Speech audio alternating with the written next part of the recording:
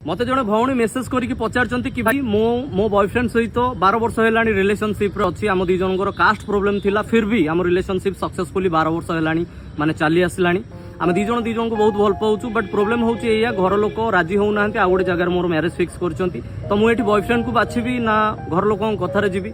तो मत टे सजेस्ट करूँ तो से भौणी घर हूँ कटक रे नाम कहीपरि तो भौणी मु बास आपको ये कहबी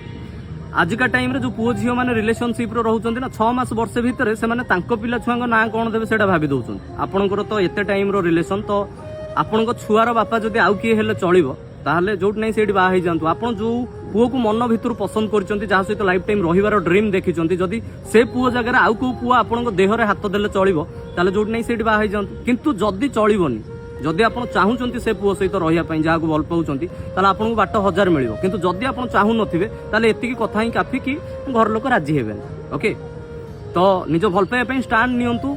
100 to 100% ट्राए करूँ रिलेशन को सक्सेस करने कहीं भल पाइबार बहुत पावर थाए लोक मैंने कहते ना झीटा माछिकी मं कहूना कि गोटे टोका सहित पलैला थर भावतु जो पिलाटा माछिकी मं कहीपार ना भल पाइबार से पावर अच्छी से रिलेशन स्टांड नेला एंड रिलेशन को सक्सेस कला